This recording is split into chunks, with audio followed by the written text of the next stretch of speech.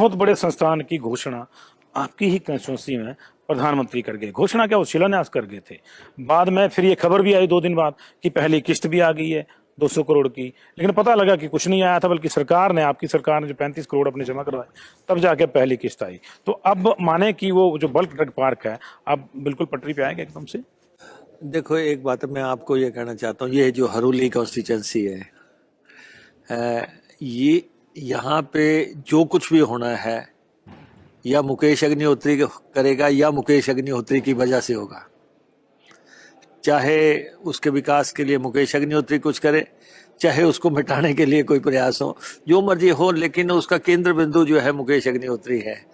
और उसी में जो है ये कॉन्स्टिट्यूंसी एक नया आकार ले चुकी है। अब तो इस कॉन्स्टिट्यूंसी को की जरूरतें जो है और बहुत ज्यादा नहीं है, ऑलमोस्ट पूरी हो चुकी है।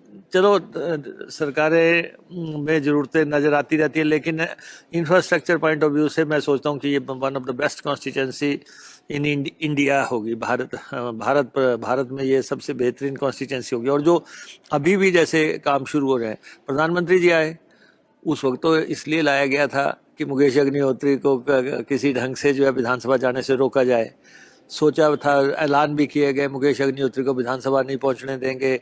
ऐलान बयान आपने देखे होंगे, चौखट विधानसभा की चौखट पार नहीं कर सकेंगे। जो लोग उछल रहे हैं, जो लोग हैं, हम पहले से भी ज्यादा मार्जिन से जीते हैं। देखो, एक बात मैं आपको बताऊं, 5 इलेक्शन हमने जीत दिए।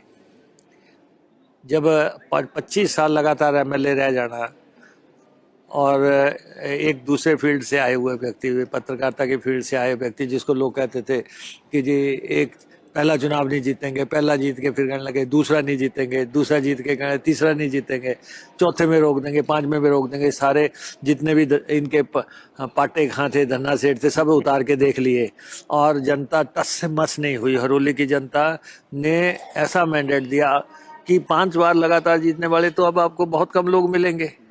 पूरे हिंदुस्तान में आपको ऐसे लोग जो है अब, लेकिन 5 बार हम जीते हैं। 25 साल का मैं खुद भी अगर सफर को देखता हूं तो मुझे अब खुद महसूस होता है कि हमने एक सफर तय किया है।